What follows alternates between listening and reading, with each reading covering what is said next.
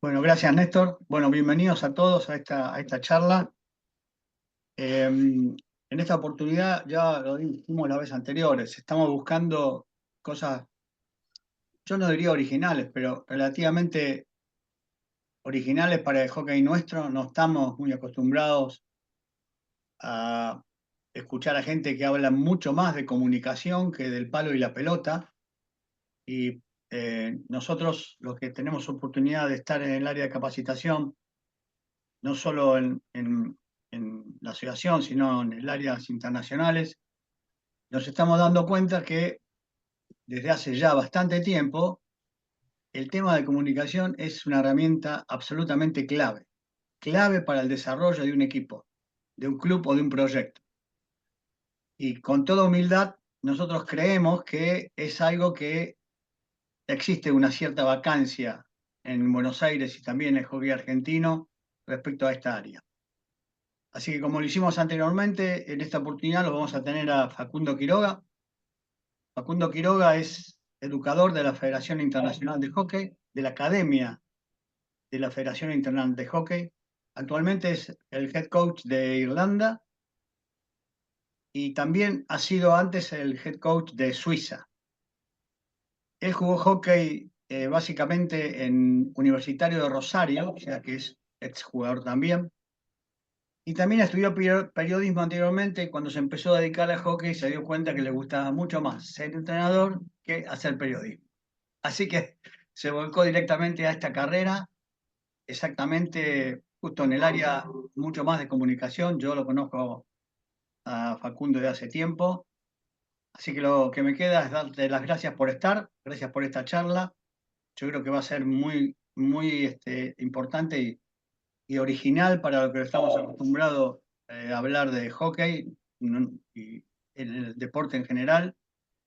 Así que vos que tenés esta experiencia nos va a servir mucho. Así que te doy la bienvenida y te dejo el micrófono totalmente para vos. Así que gracias, Facu. Bueno, gracias Chichi, gracias Néstor por la presentación y gracias a todos los que se sumaron por ahí. Veo muchas caras conocidas, muchos amigos ahí que hace rato no veía, así que bueno, buenísimo poder compartir un rato. Bueno, voy a tratar de compartir mi pantalla mientras les voy a pedir paciencia porque apenas llegué a Argentina mientras iba del aeropuerto a la casa de mi familia, paré a comprar y cuando salí me di cuenta que me habían reventado el vidrio del auto y se habían llevado mi computadora, mis discos rígidos, todo. Así que sí, así me dieron la bienvenida. Así que estoy usando una compu prestada y bueno, vamos a ver cómo va. Así que me dicen cuando no se escuche bien o cualquier cosa que pase con el audio. ¿Se ve la pantalla ahí? Sí, Bueno, buenísimo. Eh, bueno, cuando...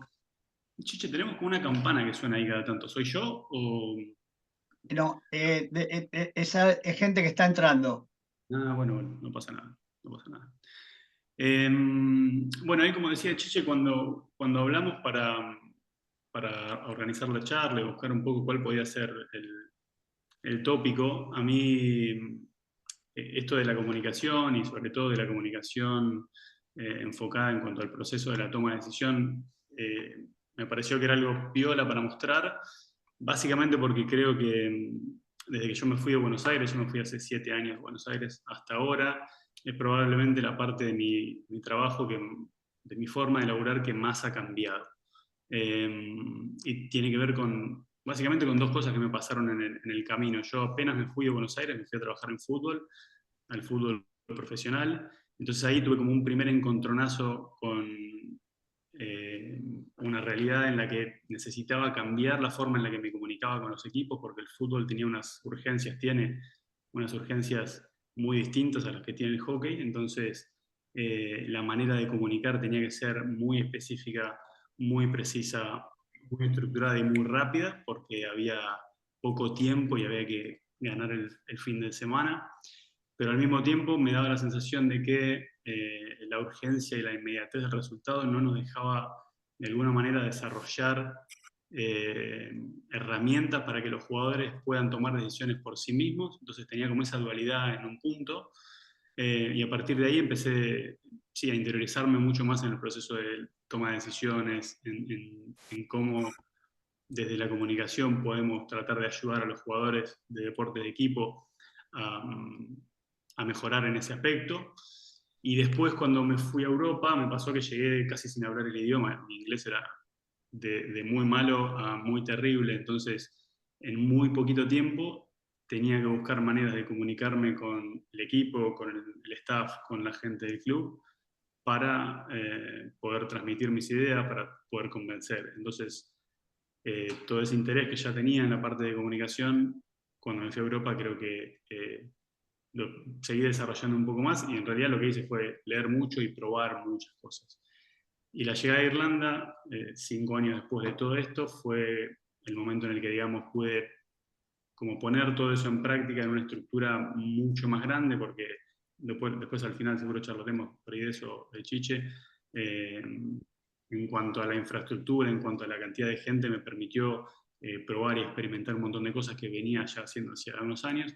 Así que bueno, lo que les voy a contar en esta charla tiene que ver con eso, con mi recorrido en los últimos 7 años y las cosas que fui aprendiendo y probando. Así que bueno, espero que les sirva. La dividí como en 3 áreas, en la habilidad de percibir, en el entendimiento colectivo y en lo que serían algunas estrategias de comunicación, para poder ordenarla de alguna manera, pero lo van a ver que los 3 temas en realidad están muy mezclados y van los 3 de la mano y no es que hay un orden para las cosas, es simplemente por la charla. Pero bueno, vamos. Bueno, hay 2 teorías que abordan el tema de la toma de decisión, que son como las 2 teorías más grandes. Una es la psicología cognitiva y la otra es la psicología ecológica.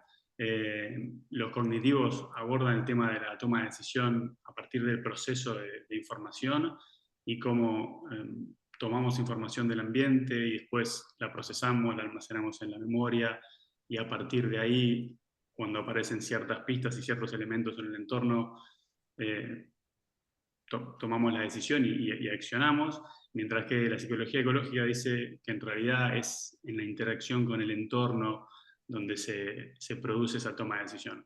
Estoy resumiendo un montón de estudios de manera muy bruta y muy rápido, solo para decir que todavía hay mucho que no se sabe, o todavía incluso hay como corrientes un poco contrapuestas en las ciencias que estudian la toma de decisión. Pero hay una cosa en la que sí están de acuerdo, y es que todo empieza con la percepción, específicamente con la percepción visual. O sea, las 2 teorías más grandes acuerdan y coinciden en que la percepción visual es el inicio de los procesos de la toma de decisión, independientemente después eh, qué manera aborde cada una. Y principalmente de que la percepción visual no solo que es el inicio, sino que también afecta la manera en la que después tomamos las decisiones.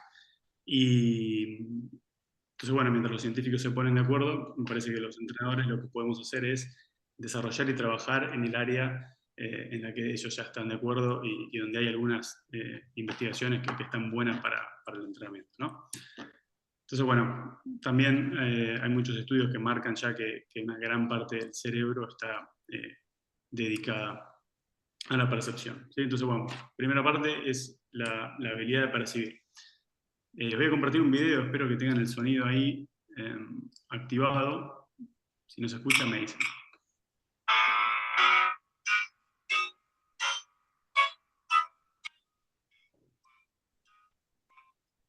Bueno, básicamente, el amigo Daniel que vemos acá es un pianista experto, con muchos años de práctica, que está tocando el piano con unos lentes que en el medio tienen un sensor, que es ese punto amarillo que vemos ahí, que nos muestra exactamente cuál es el punto de enfoque, ¿sí? Entonces, ahora lo vamos a ver tocar y lo vamos a escuchar tocar. Fíjense qué pasa con ese punto amarillo mientras él está tocando. Traten de ver qué pasa ahí.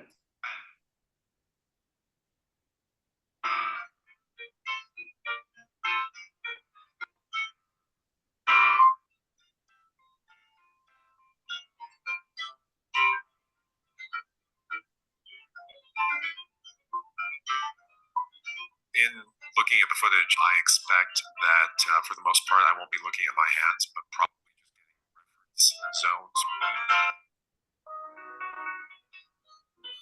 For the ball pieces, I will have to at least coordinate where my hands have to go. So I'll look probably ahead where my hands have to be. Bueno, lo primero que dice ahí es que él se esperaba que su foco no iba a estar solamente en las manos, sino como en áreas de referencia.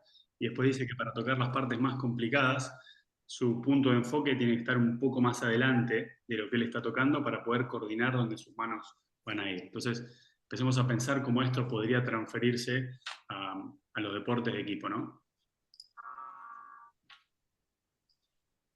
En la segunda parte, la que va a tocar ahora es un estudiante que tiene solamente 2 años de experiencia como pianista. Entonces tenemos el experto por un lado y el aprendiz o el novato por el otro. Entonces, de nuevo, fíjense el punto amarillo y qué pasa con el punto amarillo y traten de compararlo con lo que recién vimos. You know, your eyes are generally a lot busier than I would have expected, only because. Y él le dice que sus ojos están mucho más ocupados de lo que él hubiera pensado, ¿no? Esa es una de las diferencias entre las dos. This piece, between the two. Y en esta segunda parte, lo que van a ver es que van a volver a tocar, pero ahora están los dos leyendo una partitura que no conocen. Antes tocaron una canción que conocían los dos, ahora les dan la partitura y ellos tienen que tocar sin haber antes tocado esta canción. Entonces, de nuevo, fíjense lo que pasa con el punto amarillo.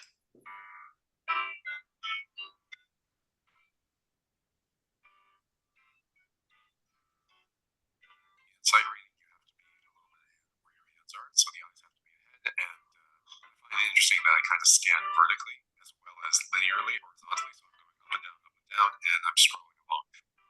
Básicamente lo que dice que para tocar una partitura nueva, sus ojos tienen que estar mucho más adelante de lo que él está tocando, entonces hay una diferenciación entre lo que está haciendo su cerebro, su visión y sus manos, y después hace referencia a la manera en la que él va leyendo, que va de manera vertical y lineal, algo de lo que él no estaba de todo consciente que hacía. Both things were in peripheral vision the whole time, so you were looking directly at one thing or the other. Y ella dice lo que para mí es clave, es que las dos cosas, la partitura y las manos o el teclado, estaban dentro de lo que ella llama visión periférica. No sería la visión periférica, sino llamémosle el cuadro de visión o el radio de visión. Entonces él no tenía que estar mirando hacia abajo y hacia arriba, sino que su cabeza estaba enfocada en un punto medio que le permitía ver las dos cosas importantes al mismo tiempo. Después va a tocar de nuevo ella y otra vez miren el punto amarillo. Where he's looking, I'm looking directly at the music and keeping vision. Y ella está básicamente haciendo lo contrario a lo que hacía él. Su visión oscila mucho más. Bueno, paso al final porque hay unos números que están buenos para ver.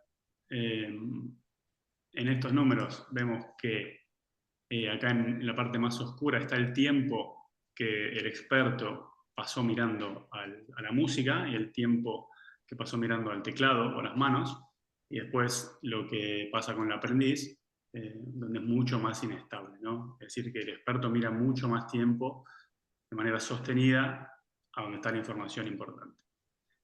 Y por otro lado, lo que decíamos antes, el rango de visión de uno, mucho más estable, mucho más centrado, el rango de visión del otro mucho más disperso.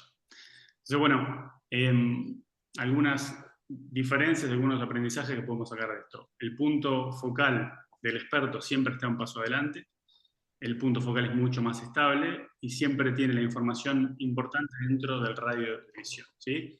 Y si nosotros sacamos la palabra pianista y en lugar de pianista, experto y principiante, hablamos de jugador de hockey, experto y principiante, estas tres cosas van a ver que se repiten. El tema es que nosotros es mucho más difícil que podamos lograr analizar información como esta porque no es tan fácil de observar.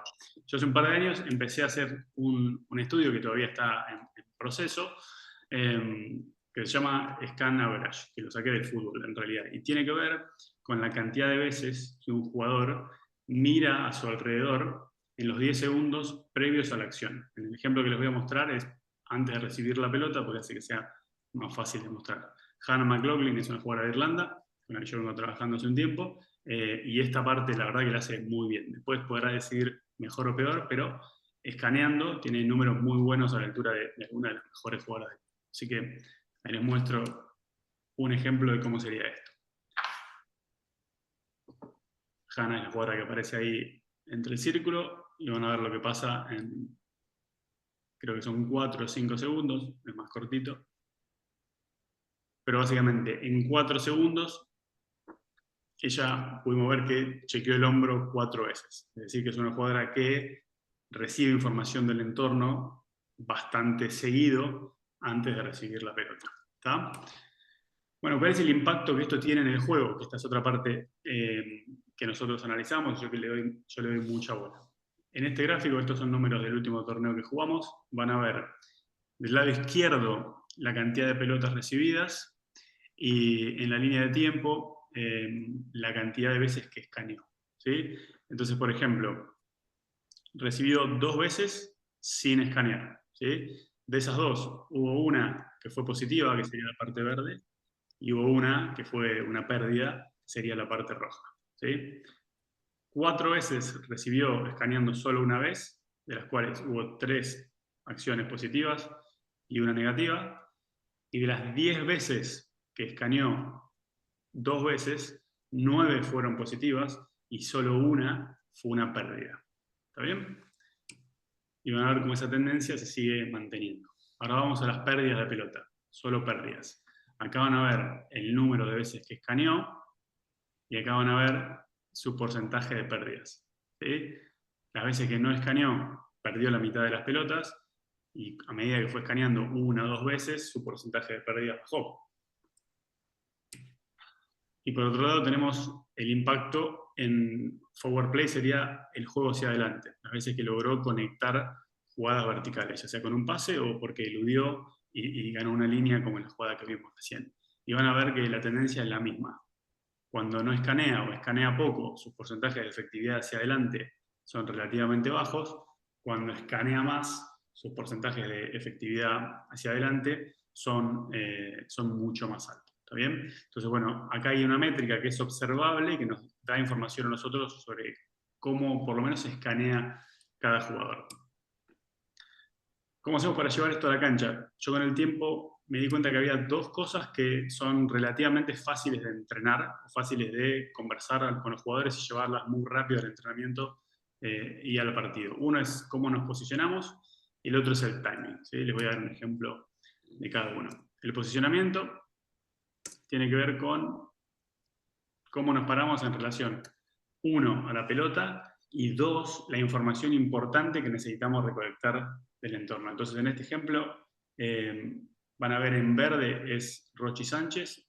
No estoy seguro quién es la que está en rojo, me parece que es Euge Trinchinetti. Van a ver que una tiene una posición abierta, lo que llamaríamos abierta en relación a la pelota y al espacio donde está la información importante, que en este caso sería el área, y sería Rochi Sánchez, y la otra, que es Trinchinetti, está en la misma línea sobre la pelota. Entonces, ¿cuál es el problema ahí? Como el cuello tiene una rotación de un ángulo de 45 grados, porque no somos lechuzas que podemos girar la cabeza 180, y a su vez el ángulo de visión que tenemos, algunas investigaciones incluso dicen que es cerca de los 15 grados, si nosotros no tenemos una posición que nos permita ver las 2 cosas al mismo tiempo, pelota e información, como pasaba con el pianista, partitura y las manos, a la velocidad que se juega el juego es demasiado complicado poder ver todo. Entonces, ya con el hecho de que los jugadores no estén en la misma línea de la pelota y tengan una posición abierta, nos facilita mucho más. En esta imagen, Rochi Sánchez solamente con mover un poquito el ojo, con girar apenitas la cabeza, podría ver las 2 cosas al mismo tiempo, mientras que para Trinchinetti es un poco más difícil.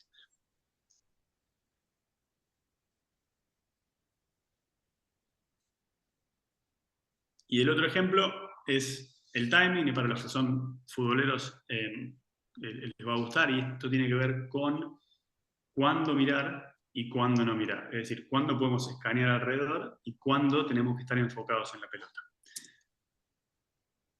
Entonces van a ver que cuando la pelota no está a punto de venir hacia mí, porque la pelota está viajando y no está cerca del pie del jugador que me la va a pasar, ese es un momento para mirar. Piensen cómo esto sería para nosotros con el hockey. Básicamente es muy parecido.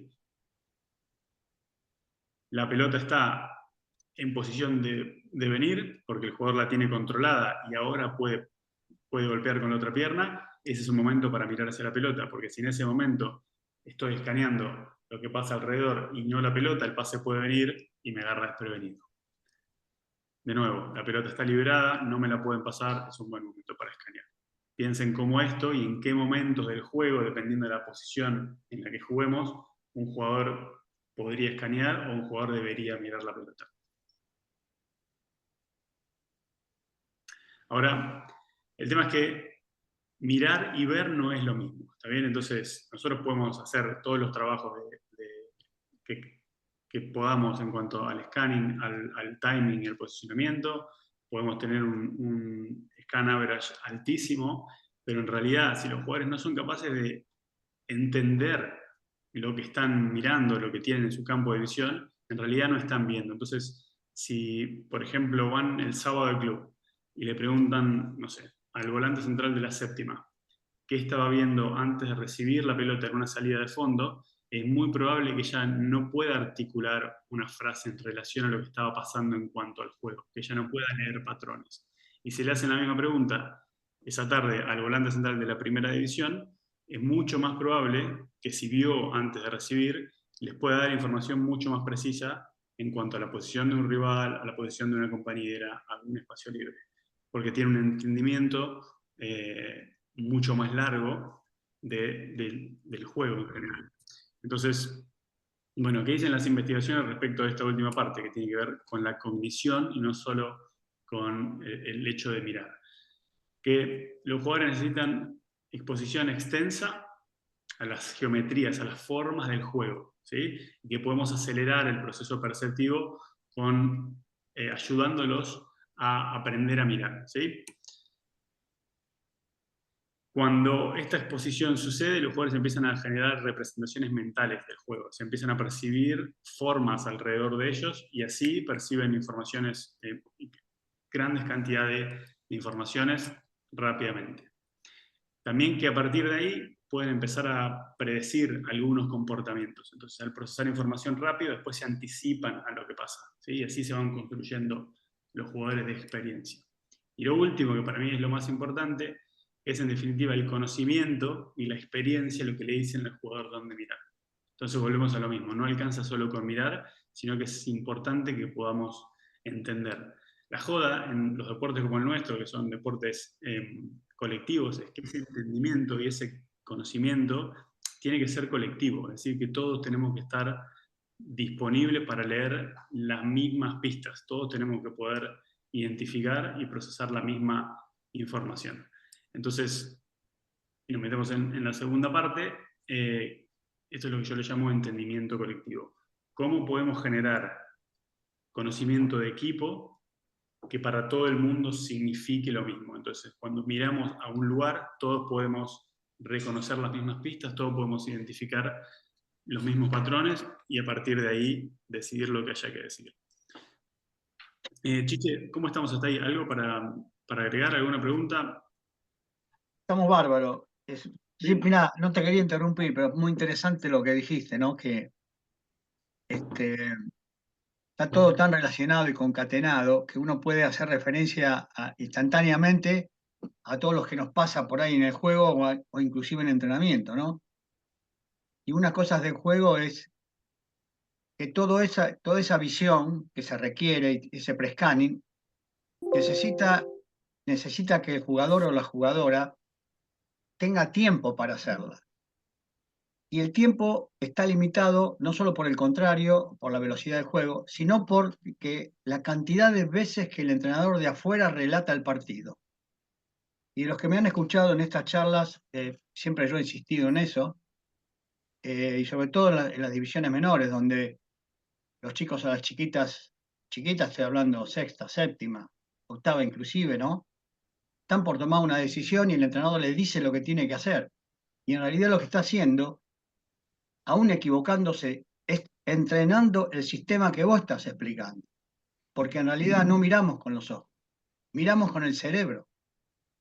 Miramos con el cerebro y el cerebro tiene que interpretar y entonces usa a los ojos para poder interpretar, porque si no, no ve el cerebro. Y ese proceso lleva tiempo. Entonces, cuando nosotros con nuestras actitudes, a veces sin conocerlo y con todo el buen interés, lo que hacemos es reprimir esas cosas y influir en el espacio y en el tiempo que el jugador o la jugadora tiene para decidir. Y hago una última referencia. Por eso es que en novena se juega de 5 en un espacio grande, para que haya tiempo para pensar y espacio para decidir. Si nosotros jugamos de 6 o de 7 a veces porque hay chiquitas afuera, es mejor hacer 2 partidos y que el espacio esté disponible para entrenar este proceso que vos estás explicando muy bien, Facu. Sin embargo, hacemos otra cosa, ¿por qué? Porque nos falta entendimiento de estas cosas y justamente esta es una de las razones de la charla. Así que esos son los comentarios que tengo, al contrario, estamos perdiendo tiempo en escucharte, ¿no? Así que yo con eso me quedo conforme. Así que adelante, por lo menos de mi parte. No sé si alguien quiere preguntarle algo a Facu, esto está abierto, prende el micrófono y le dice directamente y le va a contestar, obviamente. Así que gracias.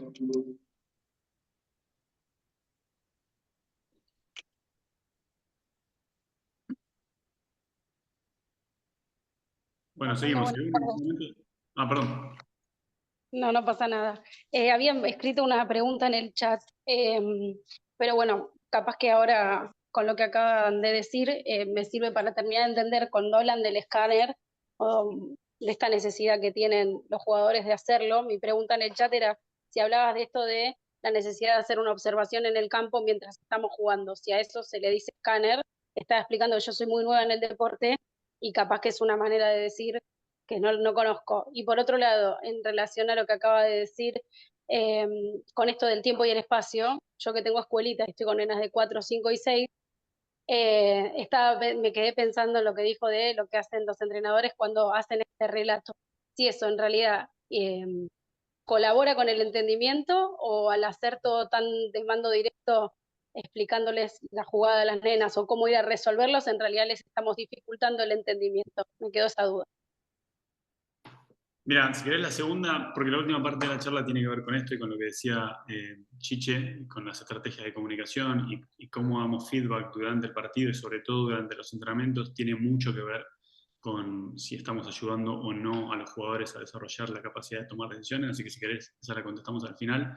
Y respecto del otro, sí, scanning le llamamos a eso, solo al acto de mirar alrededor, y tener visión de lo que pasa alrededor y no solamente estar mirando la pelota.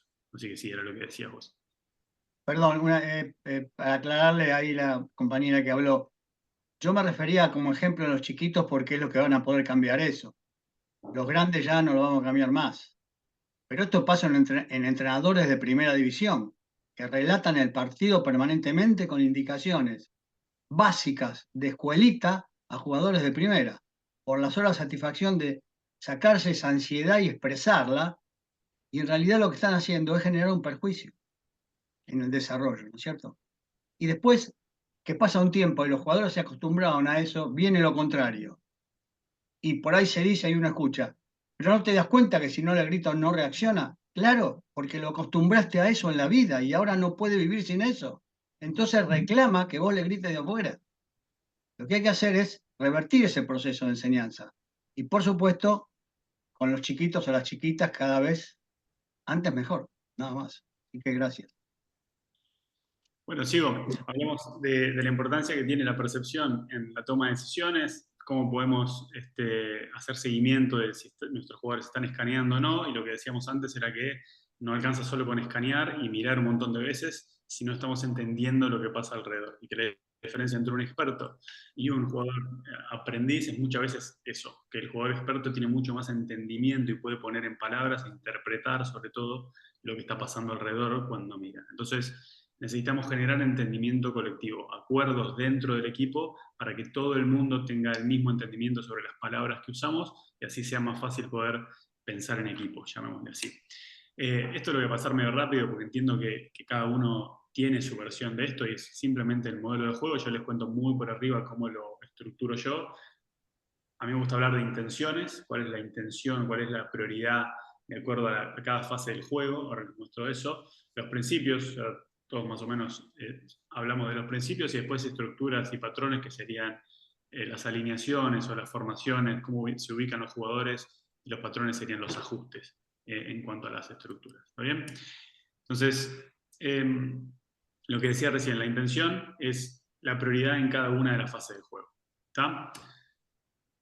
Este sería un ejemplo más o menos de lo que nosotros hacemos con Irlanda. Como hay algunas cosas que en la traducción no quedaban tan bien, medio que las ajusté para que funcionen para la charla, pero la idea es más o menos la misma. Cuando recuperamos la pelota y estamos en transición de defensa a ataque, nosotros siempre nos preguntamos si podemos ir directo. ¿Está bien? Esa sería la prioridad en este momento del juego.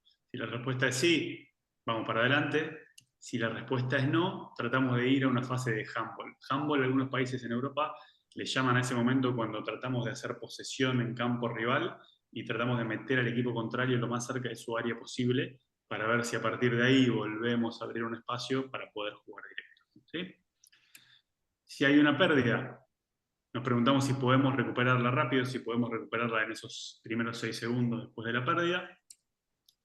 Si la respuesta es sí, la recuperamos y el ciclo empieza de nuevo. Si la respuesta es no, cagamos, hay que correr y tenemos que cerrar los carriles centrales. Esto es muy básico y van a ver que hay solo una prioridad grande para cada bloque, pero bueno, cada uno puede ir tan en detalle y tan profundo como sea. A mí me parece que tener al menos una prioridad muy grande que todo el mundo puede identificar y que todo el mundo sea capaz de reproducir verbalmente, pero también en la cancha, es un muy buen lugar, por lo menos, para empezar. Y después estará el cómo, ¿no? Después, bueno, ¿cómo vamos directo? Vamos directo corriendo al espacio, vamos directo jugando pases a los delanteros para que apoyen de espaldas a los que vienen corriendo. Después habrá mucho más detalle, pero me parece que este es un buen lugar para empezar. Y es muy importante que todos hablemos el mismo lenguaje. Sé que hay clubes que esto incluso lo tienen para todas sus líneas y me parece que es espectacular porque nos ahorra mucho tiempo, pero me parece que es un buen punto de partida. Ahora, van a ver que en nuestro modelo de juego, en nuestra intención, hay preguntas, ¿no? Está esto de ¿podemos sí o no? Entonces, siempre que hay una pregunta hay una toma de decisión. Entonces, la segunda parte, una vez que tenemos definido nuestro modelo de juego a grandes rasgos, es que podamos identificar las pistas. ¿Qué son las pistas para mí? Son esos indicadores que nos van a ayudar a tomar las decisiones como equipo. Entonces, al momento de recuperar una pelota y tener que decidir si vamos a poder ir directo o no, bueno, ¿cuáles son las pistas que tenemos que mirar? ¿A dónde va a estar la información relevante? Así todos podemos mirar la misma cosa. Y tener claro estos indicadores acelera mucho el proceso de toma de decisión. Entonces, ¿cómo sería este ejemplo? Bueno, la relación entre números y espacio. Si tenemos una situación, supongamos, de 3 contra 7 en los 30 metros finales de la cancha, bueno, quizás no vayamos directo. Probablemente tratemos de entrar en una jugada más de posesión para acumular más gente y generar alguna superioridad. El jugador que tiene la pelota, ¿tiene visión abierta? ¿Tiene visión hacia adelante? Si la tiene, probablemente pueda tomar una decisión porque está viendo la cantidad de números. Si no la tiene, quizás sea más conveniente dársela a alguien que venga de frente o jugar una jugada de posesión. Y después, ¿cómo afecta el contexto del equipo? ¿Sí? Si esa misma jugada de 3 contra 6, que decía antes, o 3 contra 7, cerca del área rival, nos sucede con 5 segundos por jugar, cuando estamos perdiendo 1-0, bueno, probablemente hagamos el intento y la tratemos de meter al área a ver si pescamos un pie, sacamos un corner o algo. Pero bueno, estableciendo algunos pequeños indicadores para cada una de las fases del juego o para los momentos donde las fases del juego van cambiando, nos ayuda a tener al menos ciertos parámetros donde los jugadores se van a mover. Después obviamente pueden decidir otra cosa, pero por lo menos es una ayuda. ¿Está bien? Entonces, pasando un poco en limpio, la intención sería la brújula, le llamo yo, lo que nos dice qué es lo que queremos hacer en cada fase del juego. ¿Sí? Por lo menos una me parece que está bien. Los principios y la estructura y los patrones es el cómo. ¿Sí? Cómo vamos a tratar de lograr ese objetivo que tenemos en esa fase del juego. Y las pistas nos dicen el cuándo. ¿Sí? Cuándo hacemos una cosa o cuándo hacemos la otra. No me voy a detener acá porque si no vamos a estar toda la noche con las preguntas, pero lo quería por lo menos compartir por si alguno le quiere sacar una foto o hacer una captura de pantalla.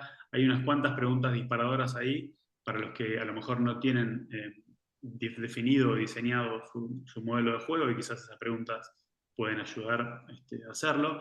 Y los que ya lo tienen diseñado, esas preguntas por ahí ayudan a ir reflexionando sobre lo mismo. Son preguntas que nosotros usamos bastante seguido. Siempre que termina un bloque de torneo, por ejemplo, yo vuelvo a las preguntas y vuelvo a chequear a ver si estamos conformes con lo que estamos haciendo, sí, no, y a partir de ahí vamos cambiando cosas. Así que si a alguno le sirve y quieren sacar fotos, y si no, después me la piden y les mando, no hay problema. Bueno, seguimos avanzando. Hay otro audio, así que pongan los parlantes arriba. No es importante lo que nosotros decimos, es importante lo que llega. Nosotros podemos saber mucho, y si llega poco, o sabemos 100 y llega 20, vale 20. Nosotros 80 valen 0. Y por ahí otro sabe 50, pero si llegan 30 sabe más que nosotros. El error es así. Bueno, no puedo encontrar mejor manera que explicar lo que quería decir que esta frase de Velasco, y por eso la última parte de la charla, que es también la más larga, para mí es la más importante, y tiene que ver con lo que decía Chiche al principio de cómo organizamos la comunicación para con el equipo. ¿Está bien? Definimos nuestro modelo de juego, queremos darle importancia a la percepción, pues queremos ayudar a los jugadores a tomar decisiones, pues queremos que sean autónomos. Es clave que organicemos una forma de comunicarnos que vaya en línea con eso, ¿sí? Entonces, hay dos espacios básicamente en los que nosotros nos comunicamos con el equipo o con el staff. Uno es en el campo y el otro es afuera.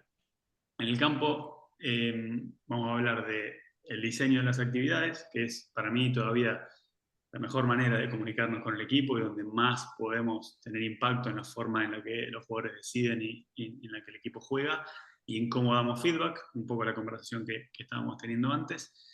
Y por el otro lado, lo que pasa fuera del campo, ¿sí? En los espacios que tengamos de reunión o de interacción con los jugadores cuando no estamos entrenando. ¿Está bien? Entonces, el primer punto es ¿dónde enfocamos el feedback? Yo creo que por cada acción del partido, o por cada decisión del partido, hay una pista que antecede, porque el partido está lleno de pistas alrededor y de información, y dependiendo de la pista que veamos, que seamos capaces de percibir, vamos a tomar una decisión que después va a tener un impacto en el resultado. Entonces a mí me gusta siempre pensar en qué me estoy parando al momento de dar una indicación, ya sea en un entrenamiento o en un partido. Voy a tratar de ir con un ejemplo así es más claro. Vamos a suponer que pasamos la pelota a nuestro lateral izquierdo y el lateral izquierdo quiere hacer un pase por la línea y se le intercepta, ¿sí?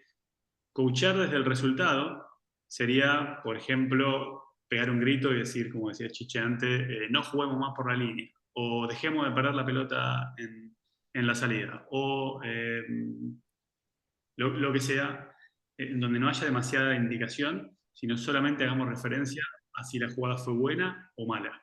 ¿Está bien? Pararse en la decisión, ya sea hablando antes o después de que la jugada pase, sería hacer un comentario respecto de lo que hizo la jugadora. Entonces, por ejemplo, en este caso, muchos entrenadores vamos a decir, la próxima, pasarla para el medio, o la próxima, tirarla por arriba, o la próxima, pasarla para atrás, o si le vamos a decir a la central que no se la dé más al lateral izquierdo. En cualquiera de esos casos, en realidad estamos enfocándonos en la decisión que la jugadora ya tomó o en la decisión que la jugadora va a tomar. Y el último caso sería enfocarnos en las pistas. Enfocarnos en las pistas, para ponerlo en un ejemplo, sería que antes de que la pelota le llegue a esa jugadora, yo le dé una indicación respecto a lo que ella necesita mirar para tomar la decisión. En lugar de decirle lo que tiene que hacer, la ayudo a encontrar la pista. Y acá hay una diferencia muy grande, ¿sí? Si yo estoy, y esto es lo que decía Chiche antes, si yo estoy constantemente diciéndole lo que tienen que hacer, o peor, lo que tendrían que haber hecho, no estoy desarrollando su capacidad de tomar decisiones. Si en cambio yo estoy ayudando a los jugadores a encontrar esos focos de información que necesitan para tomar una decisión, bueno, estoy estimulando su forma de decidir. Estoy estimulando su toma de decisión. ¿Sí? Sí, Facu, Sí. quería hacer un comentario a esto. La verdad que está buenísimo, lo explicaste muy bien además, ¿eh? Lo explicaste de forma brillante, por lo menos en mi opinión. Esto nos pasa todos los días, en los clubes y en los entrenamientos. Yo debo decir con sinceridad que recién este año, en mi club que es San Fernando, lo digo porque lo insistí, recién hoy estoy viendo que la mayoría de los entrenadores dicen, levanta la cabeza, eso costó 1 año y medio. Antes que decirle, pasala para la derecha o pasala para la izquierda. O sea, le decía, o sea, es una rutina. Le dicen la decisión que tiene que tomar. Pasala rápido a la derecha, a la derecha. Y los test y las indicaciones y los indicadores que tengo es, no saben cuántas veces nos equivocamos y le decimos, pasarla para la derecha, la jugadora la está por pasar para la izquierda, modifica la decisión y lo pasa para la derecha, donde le dice el entrenador, y fracasa. Ese efecto es doblemente perjudicial, porque decidió algo que no quería y encima le fue mal. La próxima vez va a decir, voy a pasarla para el lado que quiero. Entonces, disculpen pero la charla, yo hablé con Facu antes de esto y la verdad que me parecía fantástico para nuestro medio. Lo estoy diciendo con toda sinceridad y humildad, ¿eh? No crean que lo estoy diciendo porque no pasa. Supongo que debe de pasar, pero el ámbito que se ve permanentemente los sábados y los domingos es otro. Es un relato del partido por el entrenador sin dejar que los jugadores tomen la debida decisión. Termino con esto. Lo que dijo la chica anteriormente, nuestra colega, es que en la escuelita hay que ayudar a que hagan algo porque no saben tomar la decisión, porque no lo han entrenado y lo están desarrollando. Ahora, jugadores que lo hemos entrenado durante años, ahora 1, 2, 3 años, no necesitan que le digamos eso, se tienen que equivocar, porque de esa manera lo van a mejorar, equivocándose, no dependiendo del entrenador. Así que bueno, gracias, Facu. Me gustó mucho cómo lo explicaste realmente, fue clarísimo. Que Sí, gracias. para mí es importante agregar ahí que en definitiva cuando nosotros también coachamos desde el resultado o desde la decisión es porque realmente queremos ayudar y seguramente acá hay varios que me vieron entrenar a mí y deben estar diciendo, hijo de puta, yo te vi, y claramente yo soy el primero que tiene ese impulso por tratar de querer ayudar al jugador y diciéndole lo que tiene que hacer. Por eso les comparto una actividad que yo hice mucho tiempo y sigo haciendo, y es anotar las indicaciones que doy. Muchas veces pongo el teléfono en el bolsillo durante los entrenamientos, o si en el partido lo podemos tener ahí, mucho mejor también. Primero anotar las indicaciones que damos, hacer como una planilla. Al lado poner dónde estaba el foco de esa indicación, si estaba en el resultado, en la decisión o en la pista. Y por último, hacer una observación sobre cómo podíamos traducir esa indicación, si estuvo solamente en el resultado o si estuvo en la decisión, a una manera en la que podamos ayudar al jugador a que en el próximo partido tome esa misma decisión por su cuenta en lugar de nosotros tener que dársela. Y en base a esto, cambiar en la semana, porque en la semana con otro estrés, porque no está el estrés de la competencia, probablemente tengamos mucha más tranquilidad para conversar con los jugadores de una manera distinta a la que a veces nos llevan los partidos que son un quilombo. Y me parece que hacer actividades como estas, para el que le interesa, nos ayudan a entender mucho de cómo coacheamos y poder ir trabajando en nuestra manera de comunicar durante los entrenamientos y durante los partidos. Después, en cuanto al diseño de tareas, para mí es clave, uno, que la percepción y la necesidad de percibir nos ayude de alguna forma a tener éxito en el resultado. O sea, que no le pidamos a los jugadores mirar por mirar. Que yo le digo, bueno, ahora si yo levanto el cono rojo, la pasamos para el otro lado, si yo levanto el cono verde, la pasamos para acá. ¿Sí? Sino que haya algo, alguna pista en el juego que por sí sola, por el solo hecho de conectarse con esa pista, nos ayude a mejorar. Y por otro, lo que decíamos antes, es importante que le demos a los jugadores la capacidad la posibilidad de entrenar en formas similares a las que después se van a encontrar en el juego. eso se va metiendo, digamos, en su cabeza y después ayuda a que haya familiaridad al momento de percibir, ¿sí? Entonces, esto es una actividad, solo como a modo de ejemplo, van a ver que tenemos una situación de 3 contra 3 en el medio, ¿sí? Y en la parte alta de la cancha cada equipo tiene un delantero. Los azules tienen un jugador que está limitado en esta zona, los rosas tienen un jugador que está limitado en esta zona. Entonces, jugamos este 3 contra 3, pero cada vez que conectamos con el jugador alto y se produce una situación de tercer hombre, como la que les voy a mostrar ahora, ese gol vale, no sé, doble o triple. Entonces, este simple cambio en las reglas va a generar situaciones como esta, que en el momento en el que no tengo la pelota, y pongan el foco en la colorada que está acá del lado izquierdo, estemos mirando hacia adelante, estemos enfocando en una pista. Entonces, el foco visual no está en la pelota, sino que está en el próximo paso. Recuerden lo que veíamos al principio con el pianista, ¿sí? La visión, un paso adelante de las manos. Acá lo mismo, la visión, un pase adelante de la jugada.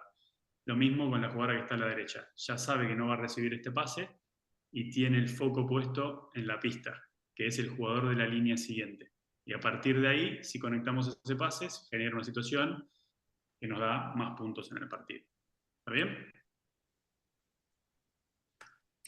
Ese ejercicio tenía que ver con cómo preparamos nosotros las situaciones de ataque de posesión en campo rival contra defensas de 1 a 1. ¿Sí? Entonces, este es un partido oficial contra Corea. Corea marcaba 1 a 1. Y la información o la tarea que tenían los volantes en este partido era, 1, pista, canales libres, ¿sí?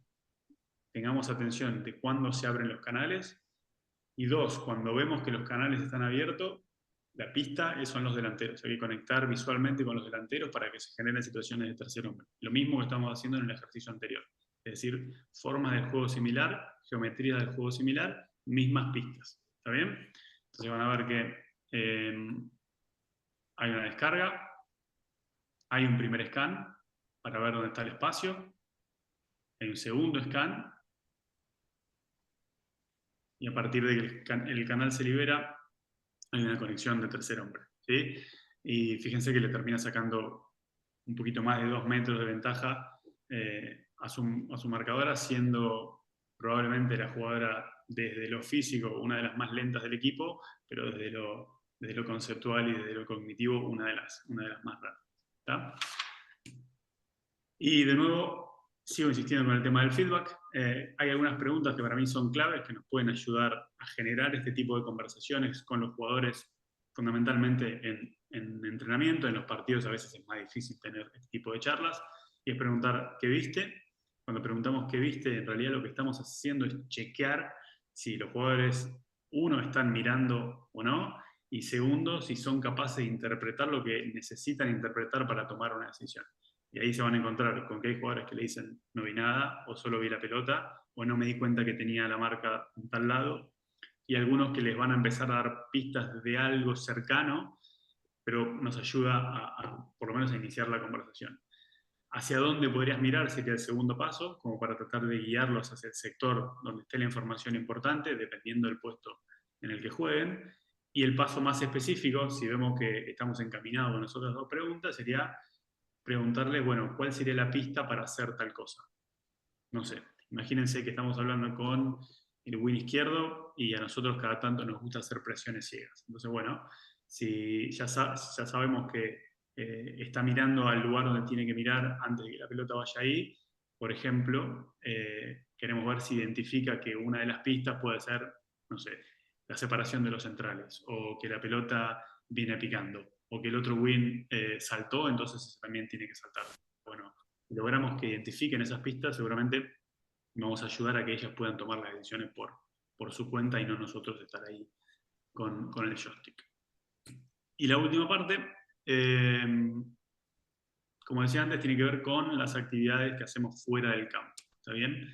Lo que yo llamo actividades de interacción. ¿Por qué le llamo actividades de interacción? Porque yo creo que no hay manera de que los jugadores incorporen nuestras ideas o las ideas de quien sea si están solamente escuchando y recibiendo información desde nuestra parte, ¿sí? No hay forma. La asimilación de un mensaje, de una idea, se da solamente cuando los jugadores empiezan a interactuar con el mensaje que les damos. ¿Está bien? Entonces yo lo que hago es tratar de que el mismo mensaje, la misma idea, le llegue a las jugadoras de todas las formas posibles y de que ellas tengan que procesar esa información, adaptarla, conversarla, explicarla y ponerla en distintas situaciones. Entonces yo hablo de actividades de interacción en lugar de charlas técnicas, por ejemplo. ¿Está bien? Entonces, bueno, les muestro algunos ejemplos de cosas que hemos hecho en los últimos años. Esto es un modelo de análisis individual, ¿sí? Nosotros hacemos mucho análisis individual, como ven ahí. Lo que hicimos fue generar un modelo de preguntas disparadoras para que las jugadoras puedan tener algo de dónde agarrarse al momento de estar revisando sus partidos, revisando los videos de los entrenamientos, ¿sí? Entonces nosotros llamamos PAF, porque quiere decir Player Analysis Framework, que sería esto, un modelo de análisis individual, y al mismo tiempo quiere decir preparación, acción y follow-up, que sería seguimiento. ¿Está? Lo muestro ahí con un video que se va a ver más claro.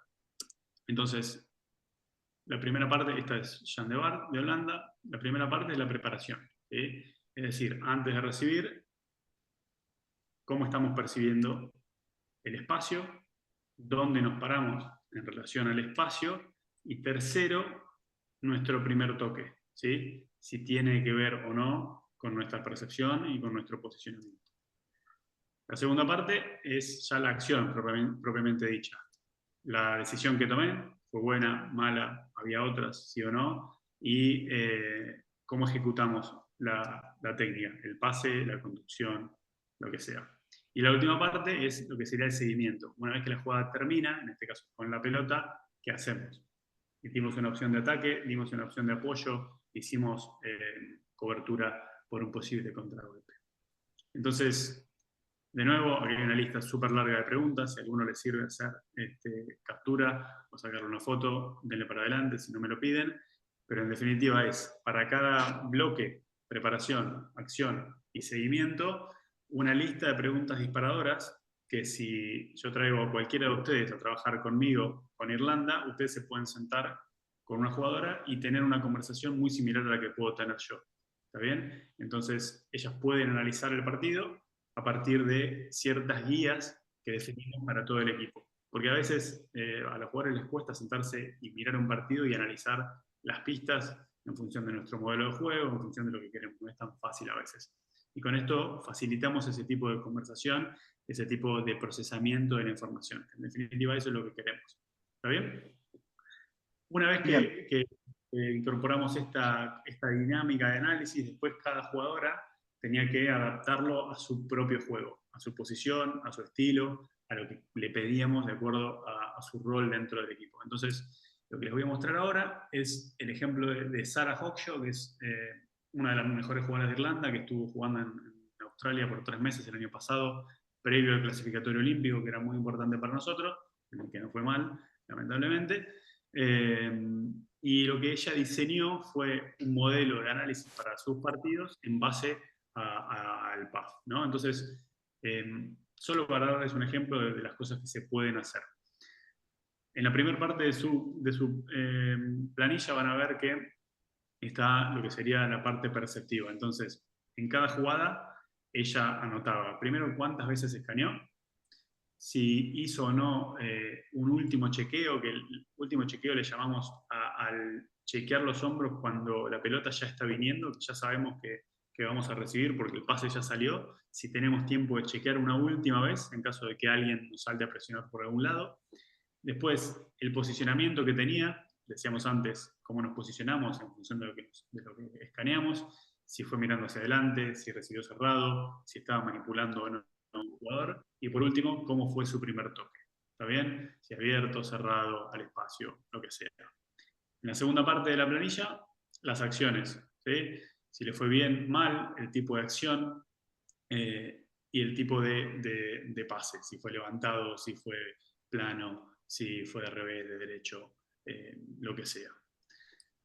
La parte siguiente tiene que ver con las opciones. A mí esta es la que me parece más interesante porque este es todo un desarrollo de ella, no es mío. obviamente hay lenguaje del equipo porque tiene que ver con las cosas que le pedimos, pero ella pone todas las opciones que generalmente juega, la que usó, y si en esa situación en particular había una mejor. Entonces imagínense, cada vez que ella revisa una jugada y va y chequea esto, todas las posibilidades que se empiezan a abrir para ella, ¿no? Porque empieza sola a detectar lo que podría haber hecho o no, y no soy yo el que le tiene que decir, Sara tenía que ir para acá, Sara tenemos que ir para este lado.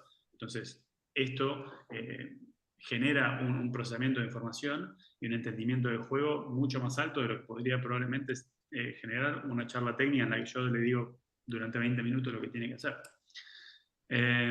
Después lo mismo, el seguimiento en función de su posición y su rol y algunas cosas que nosotros tenemos como principio del juego. Y por último, una observación, que en este caso ella dice que cuando escanea bien puede ser más amenazante desde el centro de la cancha, y por otro lado que recibir la pelota con un poco más de flow sobre el pie derecho le permite atacar mejor sobre el lado derecho, que era algo que le pedíamos mucho. Entonces, bueno, imagínense, después de hacer todo esto, la calidad de conversaciones que se puede tener con esa jugadora. Y por último, para ir cerrando, me parece que ya estamos cerca de horario, les muestro algunas otras actividades. Esta revisión de entrenamiento es muy similar a lo que les mostré antes. Una vez que ellas individualmente se habituaron a esa forma de analizar, después lo que hacíamos era ponerlas en líneas, entonces era discutir esos mismos clips y esas observaciones con las jugadoras de tu misma rotación, porque en definitiva los problemas son similares, y ahí había un intercambio, después generalmente devolvían si había algún aprendizaje clave. Esto es parte del scouting, sí, era lo mismo del partido con Corea. La primera parte tenía que ver con ver algunos clips en grupo sobre el rival. La segunda parte era decidir cómo iban a jugar contra esa defensa de hombre a hombre en el entrenamiento. Habíamos armado ahí algunos equipos, lo tenían que conversar y decidir entre ellas. Y la última parte era dibujar eso y dárselo al cuerpo técnico para que nosotros podamos chequear durante el partido. Después nos íbamos a la cancha, entrenamos, volvíamos y hacíamos una evolución de lo que habíamos hecho. Y les muestro uno más y si quieren después charlamos un poco, Chiche, si te parece. Sí, sí. En revisión de partido, nosotros antes de la semana previa a la Nations Cup, que terminamos ganando la medalla de plata porque le ganamos a Nueva Zelanda en semifinales, pudimos jugar con Nueva Zelanda como partido preparatorio, y esta fue la revisión de ese partido preparatorio que después fue súper importante para la semifinal del torneo. Entonces, la primera parte de la charla era yo haciendo un pequeño resumen sobre la línea de tiempo que nosotros usamos. Se las explico muy rapidito. Lo que ven acá son los eventos del partido, perdón, los ingresos al área en realidad, no todos los eventos del partido, organizados en una línea de tiempo. Esto sería el cuarto 1, esto sería el cuarto 2, esto sería el cuarto 3 y esto sería el cuarto 4. Cada columna que ven es un ingreso al área, ¿sí? Las columnas que tienen un solo bloque son ingresos al área que no generaron mucho peligro. Las columnas con muchos bloques son las que generaron peligro. Nosotros tenemos una forma de darle un punto a cada ingreso al área dependiendo de la peligrosidad, y la letra que van a ver ahí tiene que ver con el origen del ingreso. Entonces esto nos da un pantallazo general, por lo menos de cómo fue en los momentos del partido, ¿sí? Entonces van a ver que, si logro darle play, ahí va, van a ver que en la primera parte de la charla soy yo haciendo como un breve resumen de lo que pasó y lo que queríamos conversar. Van a ver que esto me llevó 53 segundos, es menos de un minuto, y la segunda parte era directamente darles preguntas por líneas para que ellos analicen el porqué de algunas cosas que habían pasado y que eran importantes para nosotros. La segunda parte era mirar esos momentos en sus grupos, en sus líneas, y la tercera parte era devolverle al equipo lo que habían aprendido, lo que habían sacado como conclusión de ese análisis. Entonces acá están las defensoras dando sus puntos, estas son las delanteras, y la que está para ahí en el medio, que es un detalle por ahí no menor, es la preparadora física, que no viene del hockey, pero hace muy buenas preguntas. Entonces, van a ver que yo estoy al costado, casi no participo. Ella pregunta desde la ingenuidad, de realmente no saber y querer aprender, entonces las obliga a las jugadoras a tener que dar una respuesta fácil de entender. Y cuando uno tiene que dar una respuesta fácil de entender, realmente tiene que procesar información y en definitiva eso es lo que buscamos. Y la última parte de la charla soy yo de nuevo, haciendo un cierre de cómo íbamos a resolver una situación que pasó al final del partido, si las veíamos de nuevo en semifinales. Así que, bueno, era más que nada para dar otro pantallazo de algunas otras actividades que se pueden hacer. Pero bueno, sé que estamos ahí con el tiempo que nos corre, Chichi, así que si querés... No, estamos bien, estamos bien. Le podemos dar un poco más de tiempo. Total, no es obligatorio esto, que quiere abandonar la sala puede sin problema. Sí. Pero está bueno por ahí abrir un poquito la charla, a ver si alguien quiere preguntar algo respecto a esto. Porque lo importante de todas estas cosas es que no solo que uno recibe información, cuando existe intercomunicación y se empiezan a escuchar a la gente que habla en las charlas, hacen preguntas que no hay preguntas buenas y preguntas malas, hay preguntas, para unos buenas, para otros malas, pero son preguntas al fin. Y una pregunta genera una respuesta y una posibilidad de aprender. Entonces, yo ahí en las charlas y los cursos siempre insisto con esto y trato de que la audiencia se relaje lo más rápido posible, en los 3, 4 días de curso que siempre hacemos, justamente porque se genera un ámbito muy homogéneo, muy relajado y la gente se tienta a preguntar y salen respuestas muy interesantes, en realidad. Así que lo primero de todo es que yo abriría un poco eso para ver si alguien quiere preguntar y seguimos para adelante. Yo quisiera acortar una o dos cositas más, pero le quiero dar oportunidad a los participantes que puedan preguntar si es que necesitan algo o les parece interesante. Está bueno para nosotros para tener un feedback al respecto y poder seguir con este tipo de charlas, que son las que evidentemente nos van a dar un paso de calidad en nuestro coaching, ¿no? Que es justamente lo que estamos buscando con estas charlas de la academia. Bien. Así que adelante, que quiera preguntar, por favor. Chiche, ¿qué tal? Hola, adelante. Mira, me quedé un poco pensando, o sea, me quedé masticando, escuchando todo, ¿no? Y me quedé pensando en lo que habías dicho del tema de los entrenadores, que de esos entrenadores que relatan, que dirigen, y bueno, me quedé masticando desde ahí atrás y he presenciado muchísimos partidos, situaciones hasta muy desagradables, ¿no? Del otro lado de los bancos de suplentes, y no solamente con el relato, sino con tratos y destratos y indicaciones indebidas, sino a un punto que a uno hasta lo pone incómodo de este otro lado, no solamente a nosotros, sino a nuestros propios jugadores. Desde nuestro Desde nuestra posición, cuando identificamos esa situación, ¿en qué podemos, o sea, lo puedo abrir también para todos los demás entrenadores, qué podemos aportar nosotros ante esas situaciones? Eh, ya sé que nosotros tenemos que enfocarnos también, o sea, en nuestros equipos, en nuestros jugadores, en nuestras jugadoras, pero cuando identificamos eso, ¿cómo podemos aportar en algo? Cuando, no sé si me explico. Bueno, lo primero que yo te diría, yo voy a pasar la pregunta a la audiencia. ¿Quién le puede responder esto al compañero que acaba de preguntar esto? Y que coincido, la pregunta es muy buena, porque necesita un sinceramiento, una honestidad, una apertura para tratarlo. Así que vos has tenido las tres cosas, ¿no? La honestidad, la apertura de hacerlo y la inquietud de saber por qué. Pero, Merece claro, que, porque merece que te contestemos. Entonces yo voy a invitar a la audiencia que te conteste, a ver qué podemos hacer a esto. Si no, seguramente que Facu y posiblemente yo te podemos dar una respuesta. pero si le llega a dar un compañero ahora es mucho más valioso. ¿A alguien se le ocurre algo que podemos hacer con eso, desde nuestra posición?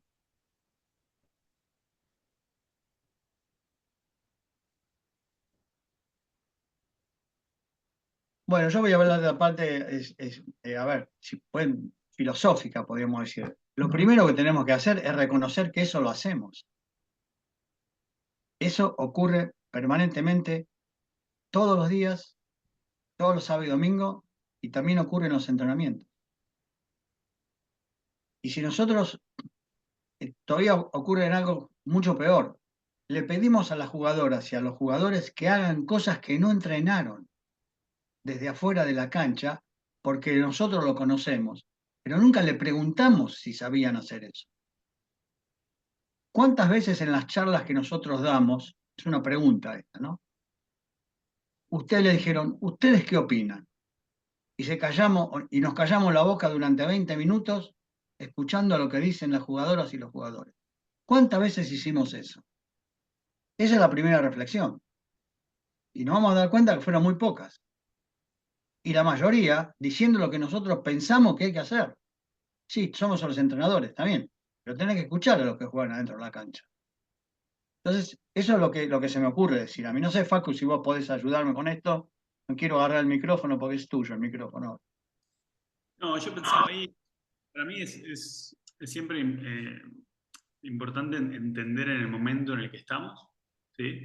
Lo que yo decía antes, de dónde ponemos el feedback, si en el resultado, en la decisión o en las pistas, y creo que hay momentos para todo también. A mí me parece que siempre lo más importante es ayudar a los jugadores. Entonces, si alguno vio los partidos de la Nation Cup y cómo fueron esos últimos 5 minutos de la semifinal para nosotros, para Irlanda, no me van a escuchar a mí dar ninguna indicación de las pistas. Yo estaba coachando completamente desde el resultado y desde la decisión, porque en ese momento lo importante no era que las jugadoras desarrollen su capacidad de tomar una decisión. En ese momento lo más importante era ganar el partido y cerrarlo. Entonces, si esa era la manera de ayudar a las jugadoras, había que hacer eso. Entonces pienso de esa manera. En los entrenamientos, ¿qué estamos buscando? Estamos buscando ganar el entrenamiento, estamos buscando ayudarlas a que perciban mejor y a tomar mejores decisiones, o estamos buscando solamente intensidad. Entonces, cuando buscamos intensidad, tampoco nos enfocamos tanto en la toma de decisión, sino en que el entrenamiento tenga ritmo, que las jugadoras corran y presionen. En definitiva, de acuerdo al objetivo que tengamos, mientras que la forma de coachar vaya en relación a eso, creo que está bien. Para mí lo único importante sí es ser consciente de qué es lo que queremos hacer y cómo estamos coachando y que haya una relación entre las dos. Nata, ahí levantó la mano. Por favor, entra nomás. Abrí tu micrófono y habla. Buenas, ¿cómo va? Un gusto, muy interesante la charla. A lo que iba yo, quería ir también abordándolo sobre el tema, es que en mi experiencia como DT a veces me meto mucho en el partido y termino como quemando a las chicas, ¿no? Eh, Tengo un grupo que nos llama muy bien, la verdad que, pero a veces en la charla esta me gusta mucho por el tema de que nos ayuda a mejorar en estas cosas que a veces lo vemos como algo natural, pero que normalmente no es.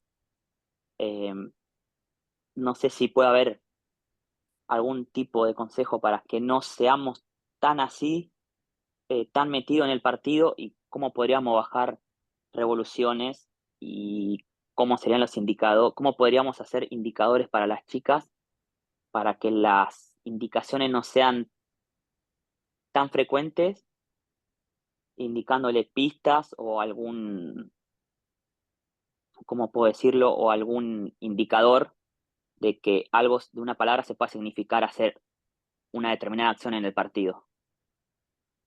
No sé si se entendió. Sí, se entendió. Dale, Facu, si querés. No, tiene que ver un poco con lo mismo que hablábamos antes. Primero, el ser consciente de cómo uno coachea, y esa planilla que yo les compartí antes, que de hecho es algo que yo hago, no lo hago en la compu, lo hago en un papel para que sea muy fácil, ayuda, por lo menos me ayuda a mí, a ser consciente de las indicaciones que estoy dando. Entonces, ese es el primer paso, me parece, ser consciente de cómo uno coachea. Y en función de ahí, si uno está conforme con eso, en relación a lo que quiere lograr con el equipo, darle para adelante, y si no, bueno, cómo podemos ajustar y cómo podemos ir transformando esas decisiones. Y lo otro que vos decías ahí antes con las palabras claves, me parece que tiene que ver con el segundo punto de la presentación, esto de generar conocimiento colectivo o entendimiento colectivo. Cuando diseñamos el modelo de juego, de identificar palabras claves, ¿sí? Que de alguna manera resuman un concepto más grande, que nos ayuda al momento de decirla, que todo el mundo identifique la misma pista y sepan de lo que estamos hablando. En lugar de gritarle a una jugadora, presiona cortando el lado ciego cuando la pelota salta al central derecho, quizás podemos encontrar una palabra que signifique eso y que la entrenamos. Entonces, durante el partido es solamente esa palabra y los jugadores conectan con esa idea. También, claro, y también además, pero el punto es ese, reconocer que eso pasa y que lo tenemos que cambiar y hay que hacer un esfuerzo en realidad, ¿no? Hoy se sabe mucho de neurociencia.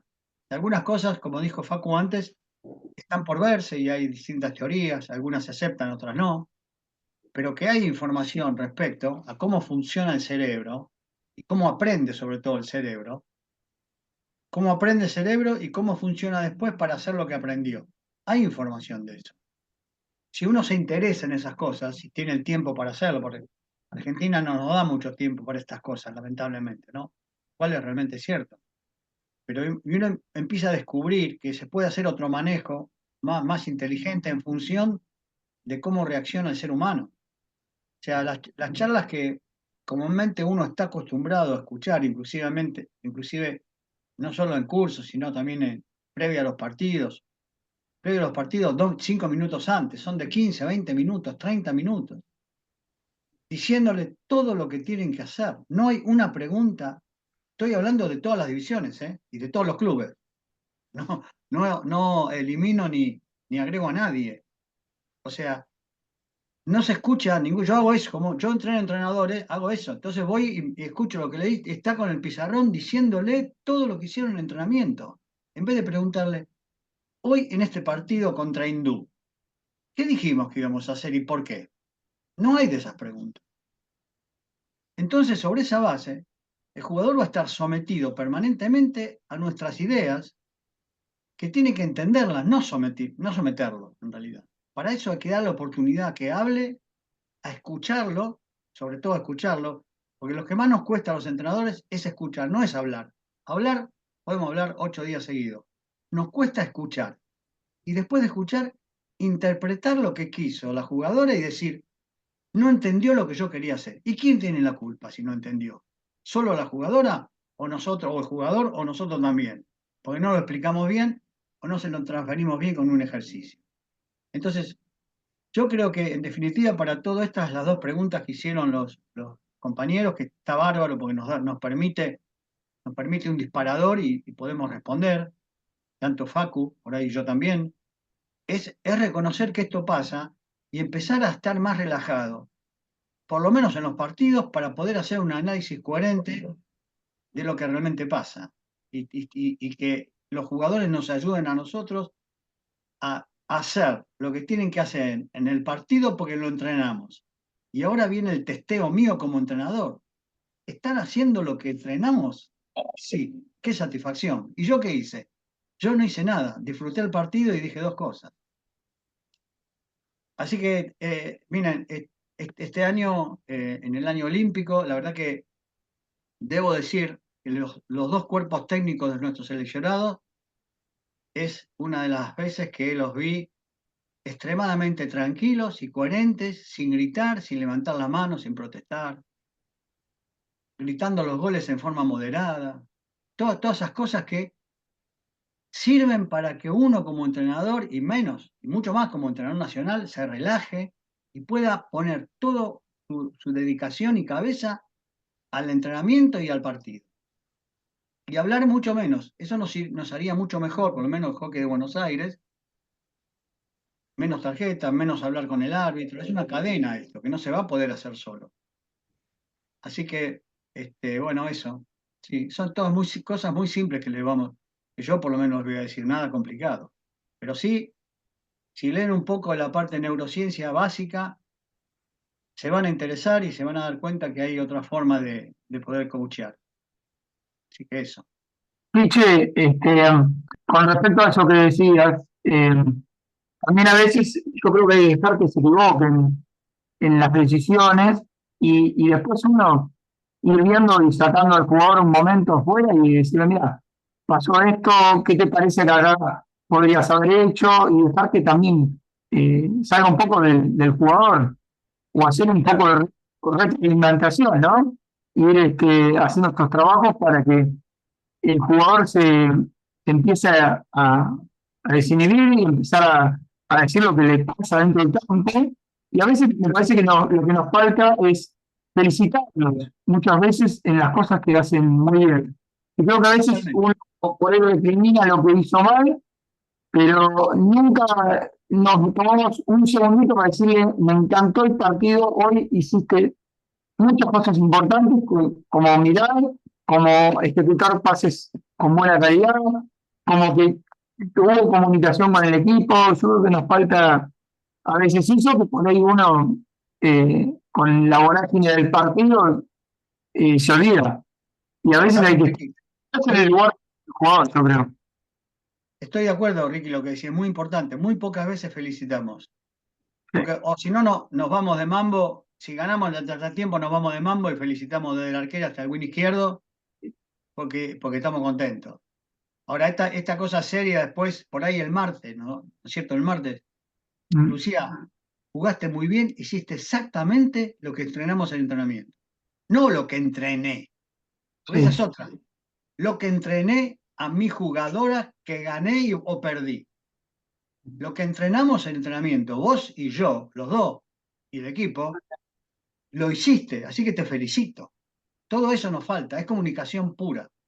Sí, es como cuando un dirigente, no sé, te viene hasta el entrenamiento a decirte, me encanta el trabajo que estás haciendo en el club. Dos palabritas que te digan, ya te levantaron la cobra, a veces necesita más de eso. Bueno, vamos, gracias Ricky por el comentario. Vamos a darle una más a Eduardo Horacio ahí que levantó la mano y ahí le damos por terminado. Dale, Eduardo, adelante. Hola, ¿qué tal? Buenas tardes, Chiche. Yo soy periodista, en realidad no soy técnico. ¿Qué tal, Facundo? Yo muchas veces lo veo, lo que justamente decías vos, Chiche, de que a las jugadoras no se las escucha. A mí me pasa que después del partido le hago una pequeña nota en caliente cuando termino el partido y dicen exactamente las cosas que por ahí deberían decirle al técnico, en qué se equivocaron o cómo vieron el equipo, en qué es lo que le faltó. Yo le digo, ¿qué es lo que le pidió el técnico? Y el técnico nos pidió esto y esto y esto y resulta que no lo pudimos hacer o tal equipo presionó tanto, o nosotros llegamos tantas veces, pero no pudimos concretar. Tuvimos cinco cortos seguidos y no pudimos concretar. Y a veces lo que me dicen a mí, tal vez no se lo digan al técnico. A mí me sirve como contenido, pero justamente es como para apoyar un poco lo que comentabas vos, que me parece perfecto lo que estás diciendo. Sí, sin duda, sin duda. Es así, tal cual lo decís. Así que gracias por tu comentario también. Bueno, Facu, mirá, te voy a decir, esta es una de las charlas que más participó la audiencia. No fueron muchos, pero se soltaron. A veces nos cuesta mucho remar en dulce de leche para que empiecen a hablar, pero la verdad que estuvo muy interesante. Así que yo te doy las gracias, la verdad que estuvo buena. Sabes que nos conocemos hace tiempo, pero a mí es un tema que me apasiona porque me di cuenta que da resultado, ¿no? No son sensaciones que uno dice, uy, ya lo aprendí, ya lo di, fenómeno. Después si los demás lo aprenden no me interesa. Ahora, cuando uno lo aprendió, lo entendió, empieza a usarlo y funciona, porque el grupo reacciona, los jugadores responden y todo se hace más armónico, uno sale relajado del partido, a veces gana, a veces pierde, pero no sale como loco, ¿no? Nosotros hoy en Buenos Aires por lo menos estamos viviendo en primera división una vorágine, así con todo respeto digo esto, una vorágine de gritos, de protestas, tarjetas por todos lados, un ambiente totalmente contaminado de un comportamiento que nos hace mal a todos, porque es estrés permanente, ¿no? Pero bueno, así que gracias, Facu. Muchas gracias. Bueno, Chiche, gracias por la invitación y a todos los que se sumaron. Y volviendo ahí un poco en el comentario anterior, para mí es súper importante no perder la autenticidad. Si uno sale de esta charla y el domingo va al partido y dice, no, bueno, ahora porque Facu habló de las pistas, voy a coachar de las pistas, y va a salir mal, porque uno se va a sentir incómodo y nadie le va a creer y no va a convencer a los jugadores. A mí me parece súper importante ser consciente de cómo uno coachea, nada más. Entonces, evaluarse, nos podemos filmar, nos podemos escuchar después del partido, en el tipo de indicaciones que damos, en el tono que usamos y demás. Y una vez que hagamos esa evaluación, bueno, ver dónde estamos parados y ver qué cosas podemos ajustar para, en definitiva, lograr los objetivos que querramos con nuestros equipos. Así que, bueno, de nuevo, gracias Chiche, y gracias a todos los que se sumaron por ahí. Bueno, buenísimo. Quédate un rato, Facu, hacemos unos comentarios antes de que cerremos. Gracias, chicos, a todos, que tengan una buena semana y nos veremos por alguna cancha de hockey seguramente en algún momento. Un abrazo a todos, gracias nuevamente.